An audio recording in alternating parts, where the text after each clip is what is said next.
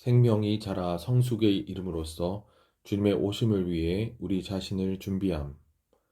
성숙에 이르도록 생명 안에서 자람에 의해 주님의 오심을 위해 우리 자신들을 준비함.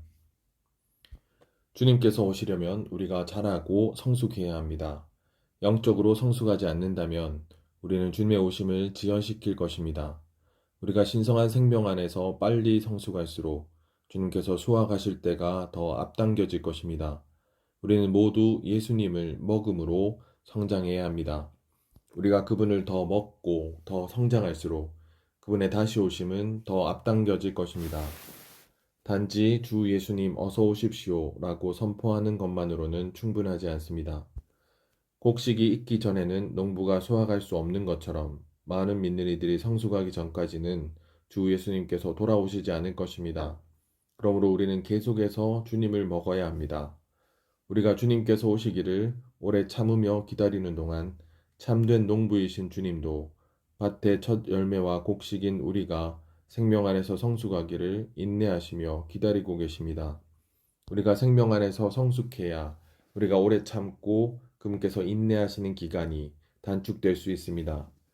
우리는 그리스도를 만나 그분께 심판받을 것을 예비하기 위해 생명의 성숙을 추구해야 합니다.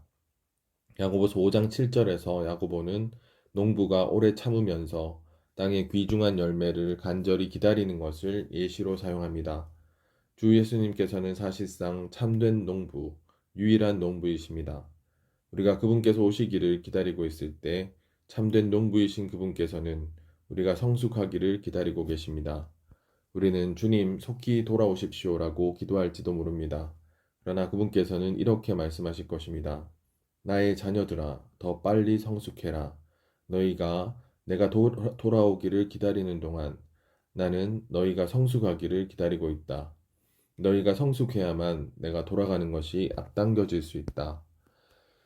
주님께서 돌아오시는 것을 우리가 진지하게 기다린다면 생명이 자라 성숙에 이르러야 합니다. 이러한 인식을 가지는 것은 우리에게 큰 도움이 됩니다. 오늘날 대부분의 그리스도인들은 주님께서 오시는 것을 완전히 객관적인 방식으로 보고 있습니다. 즉, 우리의 영적 상태나 영적 성장과 아무 상관없는 것으로 보고 있습니다. 그들은 어느 날 주님께서 갑자기 오실 것이라고 기대하고 있으며 그분께서 오시는 것이 그들의 성숙과는 아무 상관이 없는 것이라고 막연히 생각하고 있습니다. 사실상 그리스도인들이 주님의 다시 오심에 관하여 붙잡고 있는 관념 때문에 주님의 오심이 지연되고 있는 것입니다. 야고보서 5장 7절에 언급된 농부의 예시는 농부가 밭에서 곡식이 익도록 자라기를 기다리고 있음을 암시합니다. 요한계시록 14장에 따르면 주님도 곡식이 익기를 기다리고 계십니다. 밭에 있는 곡식이 익을 때 그분께서 다시 오실 것입니다. 이 곡식은 주님께서 그분 자신을 씨로 뿌리신 것의 결과이자 산물일 것입니다. 주님께서 자신을 씨로 뿌리신 것은 주님께서 첫 번째 오셨을 때 성취되었고 마태복음 13장에 기록되어 있습니다. 우리는 곡식이 익는 것이 주님의 다시 오심을 재촉한다는 것을 알아야 합니다. 주님께서 다시 오시려면 우리는 오래 참고 인내하며 생명이 성장해야 합니다. 우리가 우리를 박해하는 사람들을 오래 참고 고난을 인내하려면 우리는 생명이 성장해야 합니다. 그럴 때 우리는 이렇게 말씀드릴 수 있을 것입니다. 오 주 예수님, 더 빨리 돌아오십시오. 주님, 당신은 제가 생명이 성장하고 있음을 보지 못하십니까? 저는 어제보다 오늘 더 빨리 자라고 있습니다. 주님, 제가 자라고 있습니다. 따라서 당신께 빨리 오시기를 구합니다.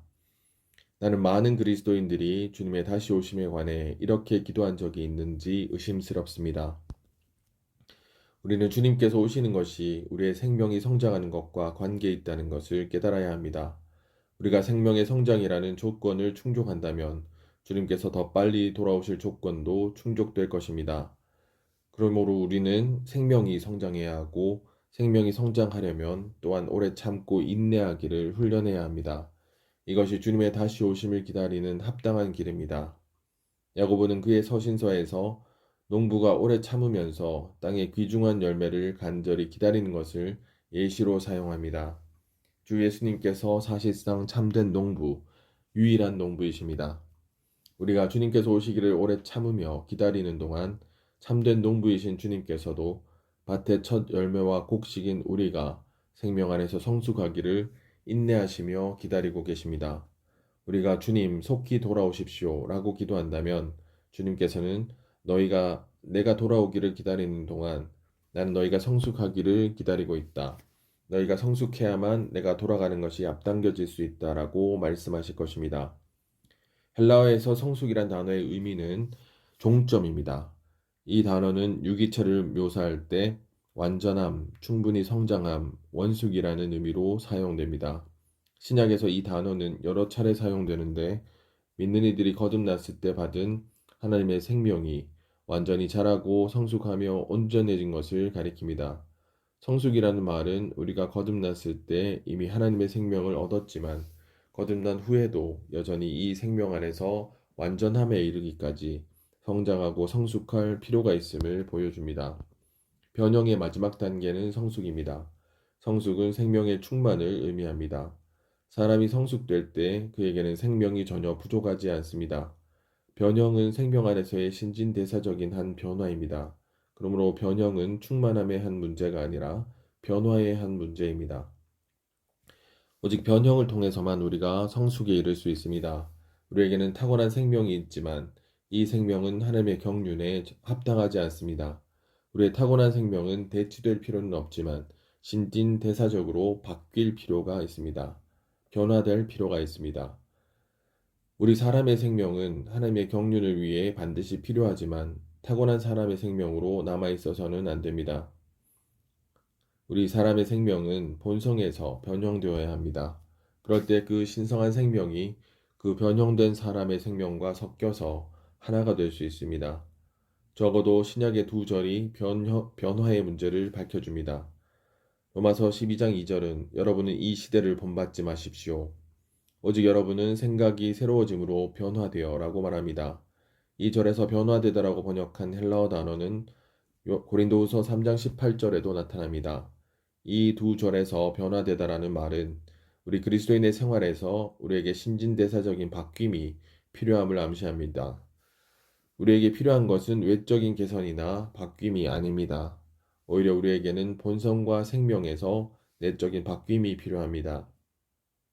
구원받을 때 우리는 의롭게 되고 죄들이 용서받을 뿐 아니라 또한 거듭납니다. 거듭날 때 새로운 생명인 신성한 생명이 우리의 영 안으로 더해집니다.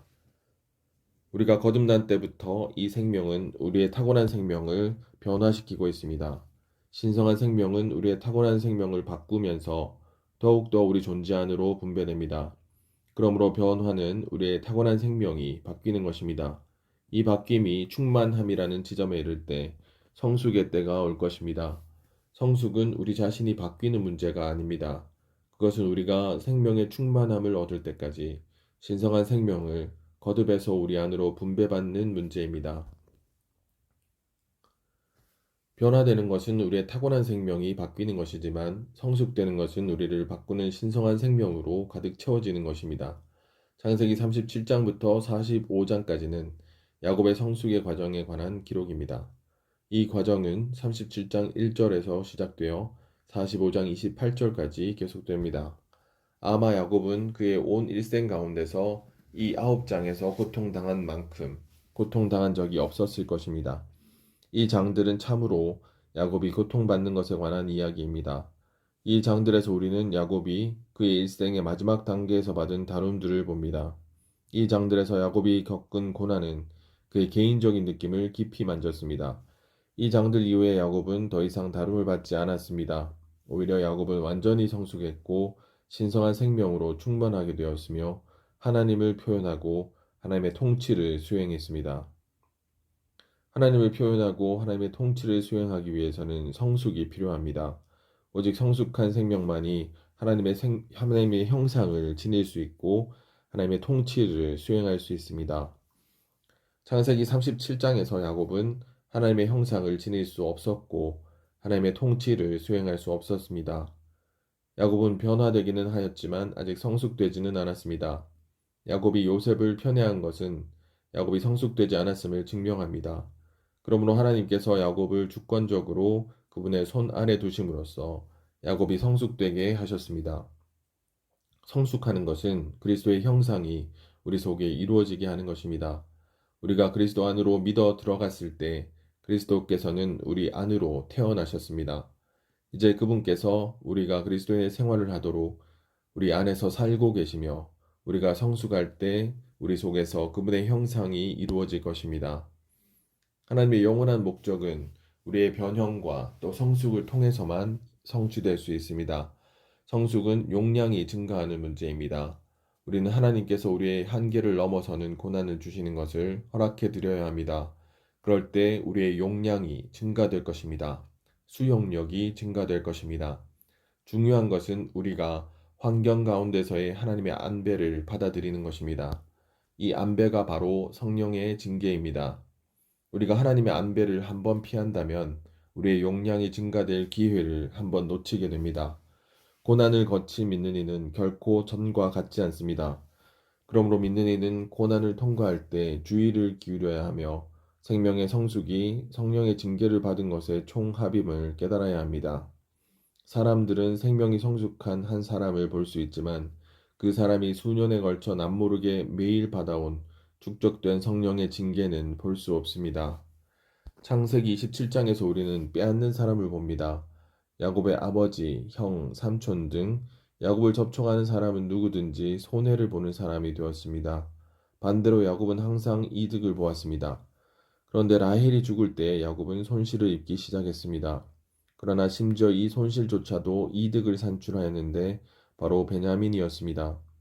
37장에서 야곱은 또 다른 손실, 즉 요셉을 잃는 손실을 겪었습니다. 이 장에서 야곱은 아무것도 얻지 못했습니다. 이 시점부터 계속 야곱은 하나씩 하나씩 잇따라 잃게 되었습니다. 47장에서 마침내 그는 생명의 충만을 얻었습니다. 우리가 생명으로 충만하게 되고 생명이 우리에게서 넘칠 때 이 생명은 다른 사람들 안으로 넘쳐 흘러 들어갈 것입니다. 이 넘쳐 흐름이 축복입니다. 그러므로 우리는 27장에서 한 빼앗는 사람을 보고 37장에서 한 변형된 남자를 보며 47장에서 한 성숙한 사람을 봅니다. 야곱의 변형은 하나님께서 그에게 오셔서 그를 치셨을 때 시작되었고 변화의 과정이 비교적 완성된 때인 37장까지 계속되었습니다. 그러나 37장에서 야곱은 여전히 생명의 충만인 성숙에 이르지 못했습니다. 야곱은 성숙되기 위해 마지막 단계의 다룸들인 헤브론에서의 다룸들을 체험해야 했습니다. 헤브론에서 야곱은 끊임없이 하나님과 교통하며 생활했습니다. 야곱은 요셉을 잃어버린 후에 모든 장애물에서 해방되었고 주님을 향하여 완전히 열렸습니다. 의심할 것 없이 야곱은 매일 요셉에 대해 생각했습니다. 야곱은 요셉이 나쁜 짐승에게 잡아먹혔다고 결론을 내렸지만 이 결론이 확증되지는 않았습니다. 그러므로 야곱은 아마 자신이 요셉을 다시 보게 될 것이라고 생각했을 것입니다. 이것은 야곱을 하나님께로 밀어붙였으며 하나님께 열려있게 했습니다. 이 모든 세월 동안 야곱은 하늘을 향해 열린 항아리였고 하늘에 속한 비가 계속해서 야곱 안으로 내리고 있었습니다. 이 기간 동안 야곱은 매일 하나님의 임재 안에 있음으로써 신성한 생명으로 충만하게 되었습니다. 우리를 점유하고 있는 것들은 생명의 성장을 방해합니다. 그러나 야곱이 요셉이 이집트에 있다는 소식을 들었을 때 야곱을 점유하고 있던 모든 것이 비워져 있었습니다.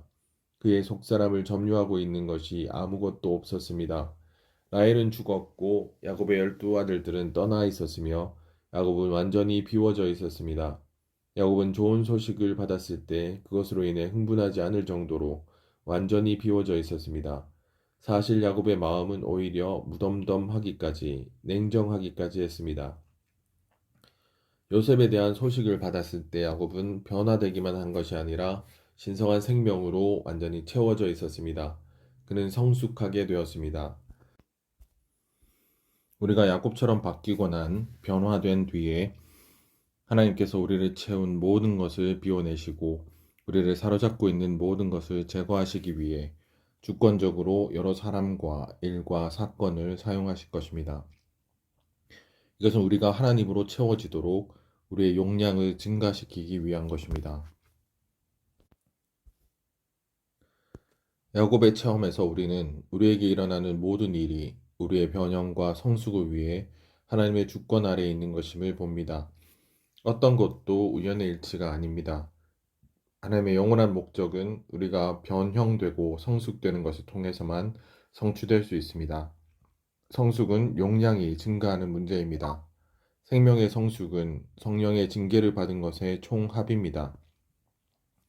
다른 사람들은 생명이 성숙한 한 사람을 보겠지만 그 사람이 수년에 걸쳐 남모르게 매일 받아온 축적된 성령의 징계는 볼 수 없습니다.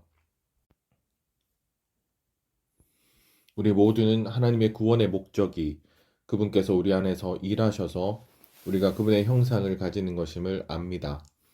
성숙하는 것은 주님의 형상이 우리 속에 완전히 이루어지는 것입니다. 성숙하는 것은 또한 구원받은 사람들인 우리가 주님의 형상으로 완전히 변형되는 것을 의미합니다. 천연적이기만 했던 우리 안에는 원래 주님의 생명과 본성과 형상이 없었습니다. 그러나 주님께서 그분의 구원을 통해 그분 자신을 우리 안에 더하셨습니다. 우리가 구원받고 거듭난 이후로 주님께서는 그분 자신을 우리 안에 계속 더하셔서 우리가 그분의 생명과 본성을 가지게 하셨습니다. 즉 우리가 구원받은 때부터 주님께서 우리 안에서 계속 일하심으로 우리가 그분의 형상을 가질 수 있게 하셨습니다. 주님께서 그분의 형상을 우리 안으로 완전히 일해 넣으시고 우리 안에서부터 완전히 표현되실 때 우리는 생명 안에서 성숙할 것입니다. 서신서들에서 우리는 갈라디아 사람들이 확실히 주님을 믿었음을 봅니다. 그들은 죄들을 용서받았고 하나님의 생명을 가졌지만 여전히 그들 자신으로 말미암아 살았고 그리스도의 생명을 의지하기보다는 그들 자신을 너무나 많이 의지했습니다. 사도 바울은 그들에게 나의 자녀인 여러분, 나는 다시 여러분을 위하여 해산하는 진통을 겪습니다. 라고 말했습니다. 갈라디아서 4장 19절. 왜 바울은 다시 그들을 위하여 해산하는 진통을 겪어야만 했습니까? 그것은 바로 그들 속에 그리스도의 형상이 이루어져야 했기 때문입니다. 하나님의 구원의 유일한 목적은 하나님께서 우리 안으로 들어오셔서 그분 자신을 우리와 섞으시는 것입니다. 하나님께서 우리 안으로 들어오셔서 우리의 생명이 되시고 우리 안에서 자라기를 원하십니다. 우리의 구원의 최종 목적은 구원받은 우리가 하나님과 섞임으로써 우리의 생명이신 그리스도께서 믿음을 통하여 우리의 마음에 집을 지으시고 우리가 성숙에 이르도록 자라는 것입니다. 하나님의 구원의 목표는 믿는 이들의 생명이 자라고 성숙하여 결국 그들이 그리스도와 똑같이 되는 것입니다. 하나님께서 어떻게 이러한 구원을 성취하십니까? 먼저 하나님께서 독생자를 보내셔서 우리의 죄들 때문에 십자가에서 죽게 하셨습니다. 그런 다음 하나님께서 그리스도 안에서 그 영으로서 우리 안에 들어오셔서 우리의 생명으로 우리 안에 사십니다. 그리스도께서는 우리 안에 살고 계실 뿐 아니라 우리 안에서 자라고 계십니다. 그리스도께서 우리 안에서 자라고 형상을 이루며 성숙하려고 하십니다. 이것이 바로 하나님의 구원의 방법입니다. 자라서 성숙한다는 것은 그리스도께서 우리 안에서 우리의 생명으로 사신다는 뜻이며 또한 그리스도께서 우리 속에 형상을 이루실 때까지 계속해서 자라신다는 뜻입니다. 그리스도께서 우리 속에 완전히 형상을 이루실 때 우리는 그리스도의 생명 안에서 성숙할 것입니다. 자라지 않고 성숙하지 않는다면 우리는 단단한 음식 같은 하나님의 의의 말씀을 이해할 수 없는 어린아이 단계에 머물게 될 것입니다. 그러므로 초기의 히브리 믿는 이들처럼 우리도 하나님의 더 깊은 말씀의 계시를 이해할 수 없기 때문에 하나님의 신약 경륜에 참여할 수 없을 것입니다. 하나님의 경륜 안에 있는 지혜는 오직 충분히 성장한 사람에게만 말할 수 있습니다. 하나님의 신약 경륜, 곧 하나님의 영원한 계획 안으로 들어가려면 우리는 하나님의 생명 안에서 성장하고 성숙할 필요가 있습니다. 우리 믿는 이들은 거듭난 후에 하나님의 생명 안에서 더 이상 갓난 아기는 아닐지라도 여전히 어린아이일 수 있고 쉽게 온갖 가르침의 바람에 밀려 다니거나 파도에 요동할 수 있으며 오류의 체계에 빠지게 하는 간교한 술수에 속임당하거나 이끌릴 수 있고 사탄에게 기만당할 수 있습니다. 긍정적인 면에서 우리는 하나님의 계시를 이해하고 하나님의 경륜과 계획을 알기 위해 자라고 성숙해야 합니다. 부정적인 면에서 우리는 사탄에게 기만당하지 않기 위해 자라고 성숙해야 합니다. 우리가 신성한 아들의 자격에 있어서 성숙하고 성년이 된 아들들이 되려면 우리 속에 그리스도의 형상이 이루어지는 것이 필요합니다. 우리가 거듭난 이후로 주님께서는 우리가 그분의 형상을 가질 수 있도록 우리 안에서 계속 일해 오셨습니다. 주님께서 그분의 형상을 우리 안으로 완전히 일해 넣으시고 우리를 통해 완전히 표현되실 때 우리는 생명 안에서 성숙할 것입니다. 사도 바울은 빌립보서 3장 12절부터 15절까지 해서 자신이 어떻게 그리스도의 생명 안에서 자라고 성숙하기를 추구했는지를 우리에게 말해 줍니다. 이 일에서 바울은 결코 스스로 만족하지 않았고 항상 추구했습니다. 바울은 뒤에 있는 것들은 잊어버리고 앞에 있는 것들을 향하여 힘을 다해 수고함으로써 표대와 표적이신 그리스도를 향해 달려가고 있었습니다. 그는 이렇게 함으로써 그리스도를 얻었고 그 결과 그리스도의 생명 안에서 자라고 성숙하게 되었습니다.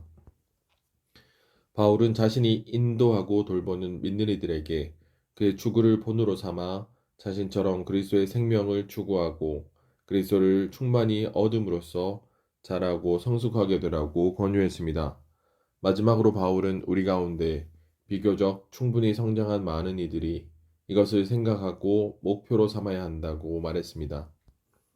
마태복음 5장 48절의 시작에 있는 그러므로라는 단어는 이 절이 앞에 성경 본문인 17절부터 47절까지의 결론임을 가리킵니다. 17절부터 47절까지에서 주님께서는 천국 헌법 중에서 새 생명에 속한 율법을 반포하셨고 그 결론인 48절에서는 우리의 하늘의 아버지께서 온전하신 것 같이 생명 안에서 우리도 온전하게 되라고 우리에게 명령하십니다. 생명 안에서 온전해지는 것은 생명이 자라고 성숙하는 것입니다. 우리가 우리 아버지에게서 나서 우리 아버지의 생명을 가진 자녀들이기 때문에 주님께서는 새 생명에 속한 천국의 율법의 결론에서 우리에게 이렇게 명령하신 것입니다. 이 생명은 우리의 아버지께서 온전하신 것 같이 우리 아버지의 생명 안에서 우리를 온전하게 할 수 있습니다. 그러므로 주님의 이 명령은 아버지의 신성한 생명에 근거한 것이며 또한 아버지의 신성한 생명에 의해 성취됩니다. 아버지의 신성한 생명은 아버지께서 온전하신 것 같이 생명 안에서 우리를 온전하게 만들 수 있습니다. 이것은 우리를 향한 주님의 명령이자 우리에 대한 주님의 기대입니다. 우리는 주님의 마음의 갈망에 주의를 기울이고 주님의 명령을 지키며 우리 안에 있는 아버지의 생명에 의해 자라고 성숙하게 됨으로써 삼일 하나님의 뜻을 성취해야 합니다. 영적 생명이 성숙하기 위한 전제 조건은 이 생명이 계속 자라는 것입니다. 믿는 이는 거듭나자마자 영적으로 갓난 아기가 됩니다. 믿는 이는 순전한 젖과 같은 성경에 있는 하나님의 말씀을 사모해야 합니다. 영적 생명에 있어서 믿는 이는 한면으로 영적 생명을 가진 사람이고 다른 한면으로 하나님의 농장에서 경작되는 식물과 같습니다. 믿는 이가 사람이든 식물과 같든 자라야 성숙할 수 있습니다. 그러므로 끊임없이 자라는 것이 충분히 성장하고 성숙하기 위한 전제 조건입니다. 우리는 실제이신 그리스도를 사랑 안에서 붙잡고 모든 일에서 머리이신 그리스도 안으로 자람으로써 영적 생명이 자랍니다. 그리스도를 참된 것으로 취하고 그리스도 안으로 자라는 이러한 종류의 성장 또한 우리가 충분히 성장하고 성숙하기 위한 전제 조건입니다. 에베소서 4장 13절에서 충분히 성장한 사람은 성숙한 사람으로 자란 그리스도의 몸인 교회를 가리킵니다. 그리스도의 충만은 그리스도의 표현이 되는 그리스도의 몸을 가리킵니다. 신장의 분량을 간단히 말하면 바로 신장입니다. 키입니다. 이 신장은 그리스도의 몸인 교회가 자라서 도달한 그리스도의 신장입니다. 이것은 믿는 이들이 그리스도의 몸 안에서 그리스도의 생명으로 자라고 성숙한 것의 최종적이고도 충만한 결과입니다. 그리스도의 생명 안에서 변화됨으로 우리는 그분의 본질의 형상과 같아지게 됩니다. 그리스도의 생명 안에서 성숙됨으로 우리는 그분의 신장의 분량과 같아지게 됩니다. 그러므로 한 면으로 우리에게는 그분의 형상이 있고 다른 한 면으로 그분의 신장이 있습니다. 신약의 용법에 따르면 성숙이라는 단어는 믿는 이들이 거듭났을 때 받은 하나님의 생명이 완전히 자라고 성숙하고 온전해진 것을 가리킵니다. 우리는 우리 자신에 대해 결코 만족해서는 안 되며 그리스도의 생명이 자라고 성숙하기를 추구해야 합니다. 우리는 뒤에 있는 것들은 잊어버리고 앞에 있는 것들을 향하여 힘을 다해 수고함으로써 즉 천년왕국에서 그리스도를 극도로 누리기 위해 그리스도를 가장 충만하게 누리고 얻기를 추구함으로써 성숙에 이르도록 계속 나아가고 전진해야 합니다. 영적 생명이 성숙하기 위한 전제 조건은 신성한 생명이 계속 자라는 것입니다. 믿는 이들은 그리스도의 생명 안에서 자라고 성숙한 것의 궁극적인 결과로 충분히 성장한 사람이 됩니다. 곧 성숙한 사람으로 자란 그리스도의 몸인 교회가 됩니다. 우리가 믿지 않는 이들에게 복음을 전하고 그리스도를 공급하며 그들이 주님을 받아들이도록 도울 때 우리의 목표는 그들이 단지 불못에서 구원받고 하나님의 유죄 판결에서 구원받게 하는 것만이 아닙니다. 우리의 목표는 그들이 하나님의 용서하심을 체험하는 것만도 아닙니다. 우리의 목표는 그리스도를 그들 안으로 공급함으로 결국 그들이 그리스도 안에서 충분히 성장한 사람으로 들여지게 하는 것입니다. 우리가 복음을 전할 때 다른 사람들에게 그리스도를 분배하지 못한다면 우리의 복음 전파는 하나님의 표준에 미치지 못한 것입니다.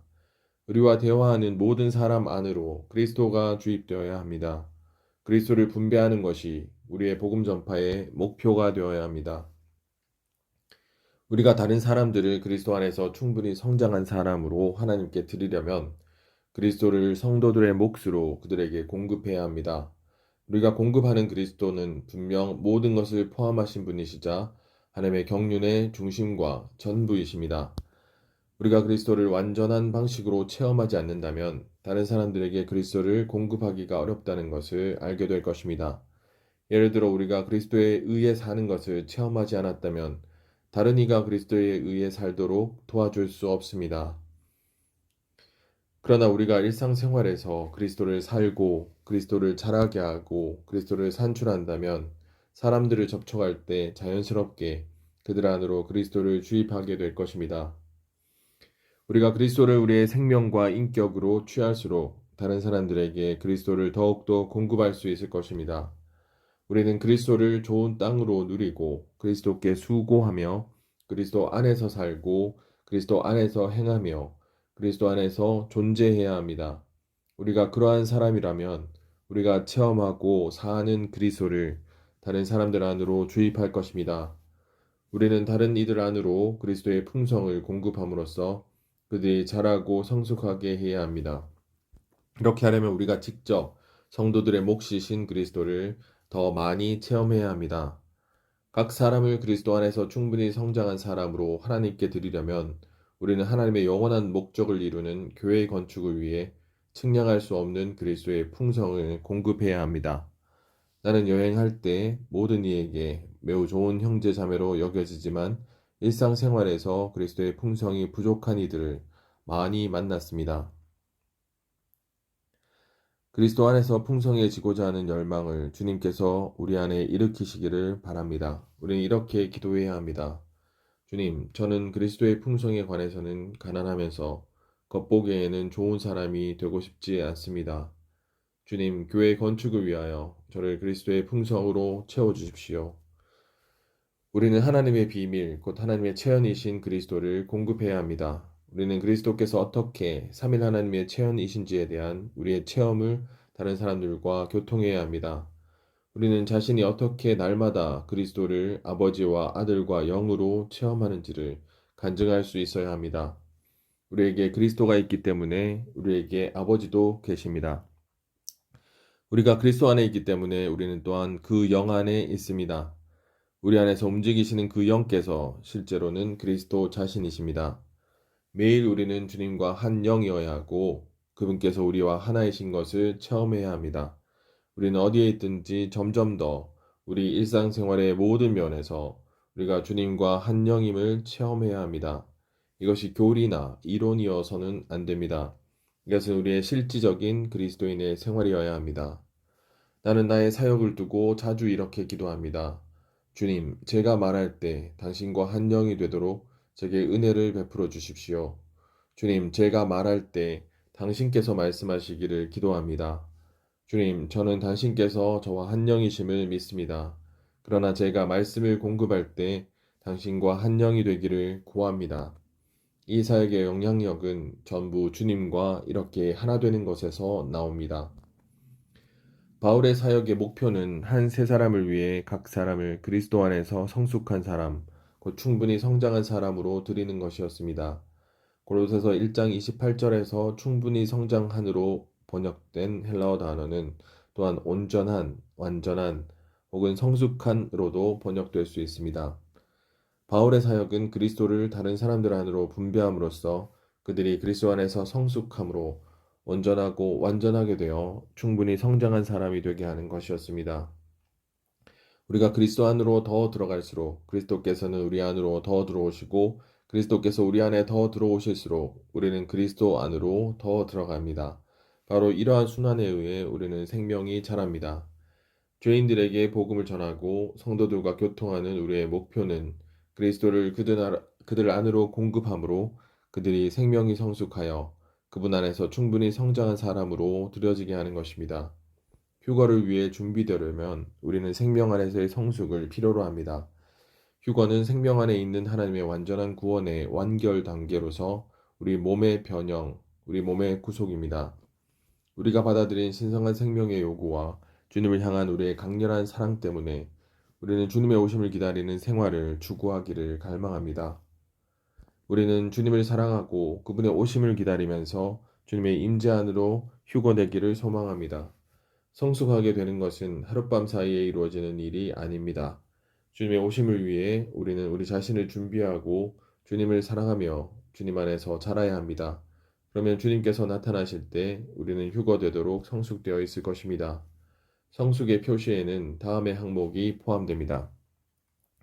우리를 변화시키는 신성한 생명으로 가득 채워짐, 생명 안에서 왕으로서 다스림, 단단한 음식을 먹을 수 있음, 이해하는 데 있어서 충분히 성장함, 우리의 하늘의 아버지께서 온전하신 것 같이 온전하게 됨, 몸을 보고 몸을 알며 몸 안에서 몸을 위해 살고 몸을 돌보며 몸을 존중함,